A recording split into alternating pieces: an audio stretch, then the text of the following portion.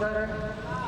یہی ہے نا، پنکھا کیوں نہیں چل رہا؟ انتظامیہ پہ برس پڑے، بھائی تو کلمہ پڑھ رہا ہے، اس کلمے کا اس پنکھے سے کیا تعلق؟ یہ تو ایمان کی منزل ہے۔ صلوات بر محمد و آل محمد۔ روزان محترم، لیکن مجھے بتائیے، میں آپ کو میرے نوجوان دوستوں بتاؤں کہ محمد رسول اللہ نے یہ کلمہ کس طرح پہنچایا؟ کبھی غور کیا ہے؟ پنکھے کے نیچے پڑھنا آسان ہے، اے سی میں بیٹھ کے پڑھنا آسان ہے، لا الہ الا اللہ محمد رسول اللہ کی گردانی کرنا آسان ہے، لیکن اللہ کے رسول نے جو سب سے پہلے یہ کلمہ پہنچایا مشرکوں کو، تو میرے دوستوں، میرے نوجوان دوستوں، پہلا پتھر محمد رسول اللہ کی پیشانی پہ مارا مشرک نے، سب سے پہلے خون نکلا میرے محمد کا۔ تو اندازہ کیجیے یہ وہ محمد ہے کہ اگر چاند کو اشارہ کر دے تو دو ٹکڑے ہو جاتا ہے۔ عزیزان محترم، یہ چاہتا تو مشرکوں کے دو ٹکڑے کر دیتا، لیکن یہ صبر کا اتنا بڑا پہاڑ ہے کہ جسے اندازہ کر لے کہ مار کھانے کے بعد، پتھر کھانے کے بعد بھی اس نے اس طرح سے کلمے کو پہنچایا ہے۔ اور اس کلمے کی حفاظت کرنے والے 3 افراد ہیں اس زمانے میں جب یہ کلمہ پہنچایا جا رہا تھا۔ ایک تھا ابو طالب جو حفاظت کر رہا تھا محمد رسول اللہ کا، دوسری تھی بی بی خدیجہ الکبریٰ جو اپنے مال سے لوگوں کو مال سے غریب مسلمانوں کی مدد کر رہی تھی، اور ایک علی ابن ابی طالب تھا جو پتھر مار کے مشرکوں کے ٹانگیں توڑ رہا تھا۔ صلوات پر محمد و آل محمد۔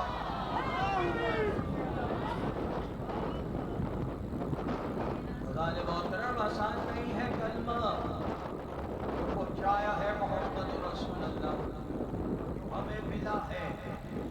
آج ہم اسے اس انداز سے کلمہ پڑھ رہے ہیں، لیکن سوچو اللہ کے رسول نے اس کلمے کو پہنچانے کے کیا کیا نہیں کیا، کیا کیا نہیں سنا۔ اس طرح سے بھی کبھی مجلس سن لیں۔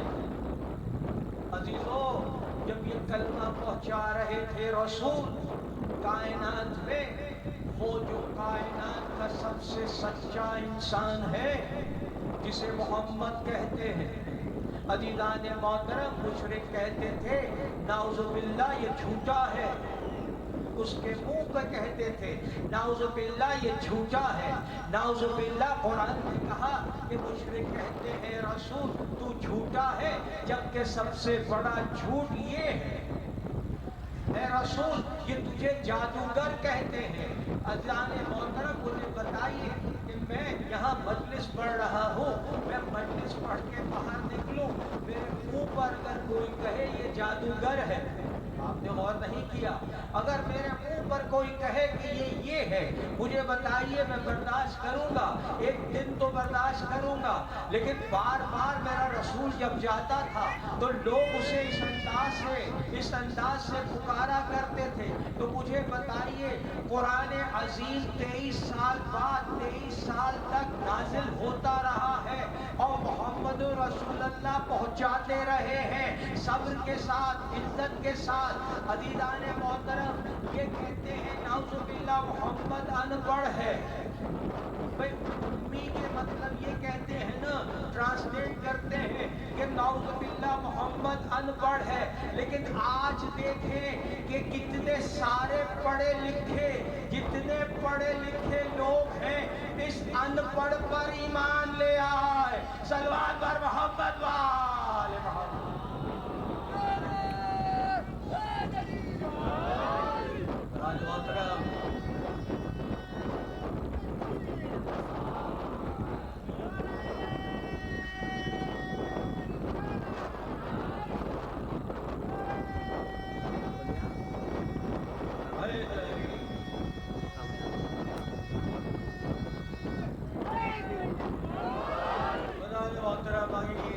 سائنس کی بات ہے، جواب دیتے ہیں بہتر، اس کے بعد اب درود پڑھتے ہیں۔ سائنٹسٹ جتنے بھی ہیں انہوں نے ایئر اسپیس پر ریسرچ کی، کہتے ہیں کہ جتنی بھی آوازیں ہیں، جتنی بھی آوازیں ہیں، آپ اس میں ہم گالیاں دے رہے ہیں، کچھ بھی کر رہے ہیں، آوازیں، وہ ہوا کے اندر آسمانوں میں مسلسل چل رہی ہے، مسلسل چل رہی ہے اور وہ محفوظ ہو رہی ہے اور نہیں کریں۔ سائنٹسٹ یہ کہتے ہیں، قرآن میں اللہ نے کہا ہم بلائیں گے سب کو اور اس کے بعد دکھائیں گے کہ اس نے کیا کلام کیا۔ غور نہیں کر رہے عزیزان محترم۔ اب عزیزان محترم، اس وقت اگر کوئی چیز کام آئے گی آپ کے تو بس یہی نعرہ آئے گا اور یہی درود آئے گا، صلوات پر محمد وآل محمد۔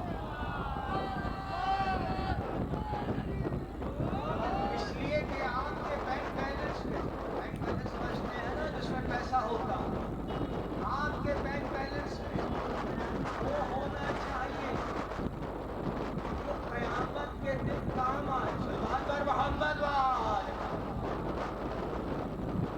تو اس لیے جب بھی درود پڑھیں یہ سمجھ کے پڑھیں میرے بینک بیلنس میں جمع ہو رہا ہے اور قیامت کے دن یہ میرے کام آئے گا۔ اس لیے آپ مال و دولت جمع کرتے ہیں نا، بینک میں بھرا ہوا ہے، مر گئے تو نہ دولت کام آئے گی نہ ابا جان کام آئیں گے۔ آپ نے غور نہیں کیا، اگر آپ کو قبر کے اندر کوئی نظر آئے گا اور قبر میں اگر کوئی مدد کرے گا تو جو وہ قبر میں آنے والے دو شخصیتیں ہیں، بھائی بخاری نے بھی لکھا تو عزیزان محترم شیخ صدوق اللہ رحمہ نے بھی لکھا کہ دو شخصیتیں قبر میں ضرور آئیں گی عزیزان محترم، ایک محمد رسول اللہ آئیں گے، ایک علی ولی اللہ آئے گا، صلوات پر محمد وآل۔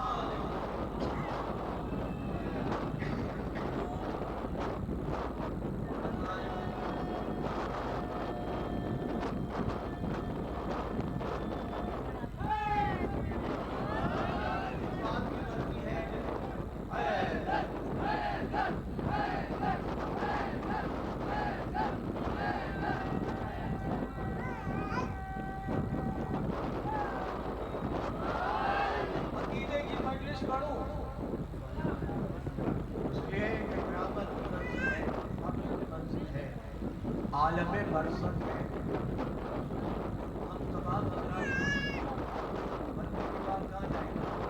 پوچھو بھائی، قبر میں نہیں جائے گا،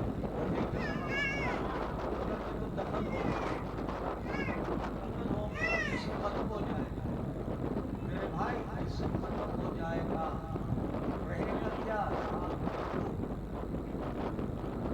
آپ کی روح، روح کہاں ہے؟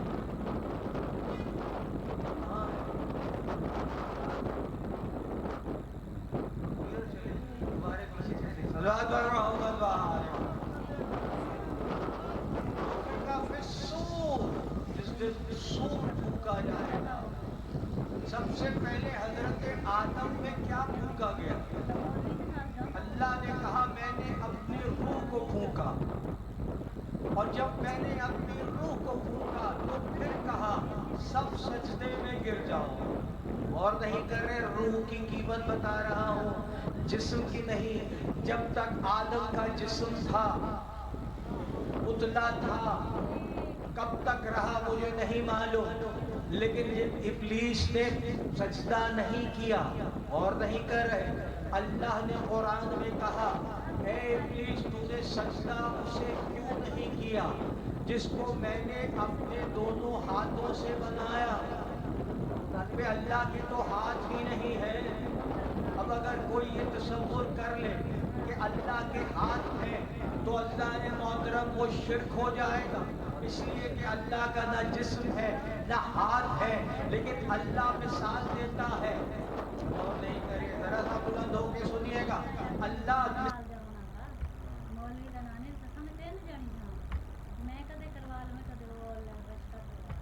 مثال دیتا ہے کہ میں نے اپنے دونوں ہاتھوں سے کس کو بنایا؟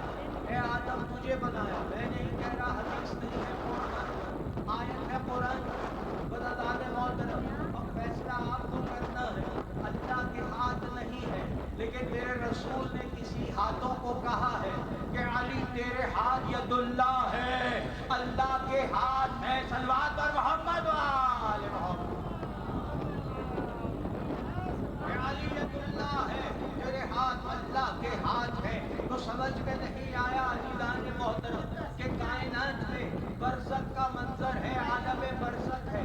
جتنی ارواح ہیں جو مر چکی ہیں، گزر چکی ہیں، آدم سے لے کر اب تک، قرآن کہتا ہے، میں نہیں کہہ رہا، الا برزخ، سب سے سب برزخ میں ہے. ساری روحیں برزخ میں ہیں. اور جب قیامت ہوگی پھر نفخ فی الصور، اللہ کہتا ہے جس دن سور پھونکا جائے گا اس دن یہ سارے کے سارے اپنی قبروں سے نکلیں گے.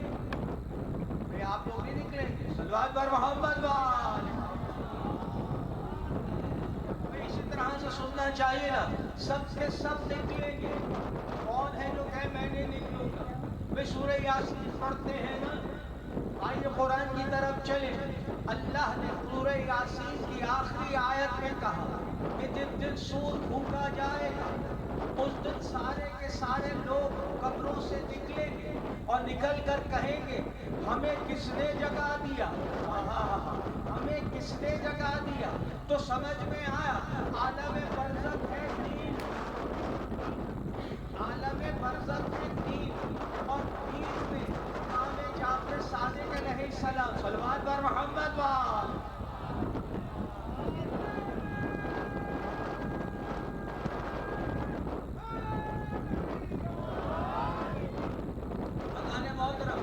میرے امام سے پوچھا گیا برزخ میں کیا ہوگا؟ میں آپ کو بغیر حدیث بغیر پیسے آپ کو بتا رہا ہوں جو آپ پر ہوگا. یہ غور کیجیے، کوئی بچے گا نہیں عالم برزخ میں. شاہ ہو، پریزیڈنٹ ہو، عمار شاہ ہو، سرور صاحب ہو، کمال امروئی ہو، کوئی نہیں. عالم برزخ میں قرآن نے کہا سب عالم برزخ میں ہوں گے مرنے کے بعد. بتاؤں آپ کو، اس لیے کہ آپ کا فائدہ ہے، آپ کا فائدہ ہے کہ آپ کو پتہ چل رہا ہے کہ عالم برزخ میں کیا ہوگا. بتانے والا کون ہے؟ کوئی ایرا غیرہ نہیں، کائنات کا امام امام جعفر صادق علیہ السلام. صلوات بر محمد و آل محمد. تیار ہو جائے عالم برزخ میں.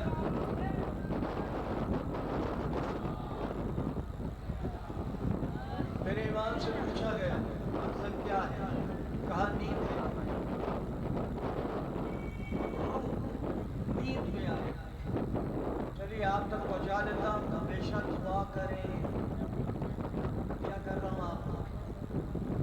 جب بھی دعا کریں کہیں پروردگار جب میں مر جاؤں مجھے دارالسلام میں میری روح کو بھیجنا.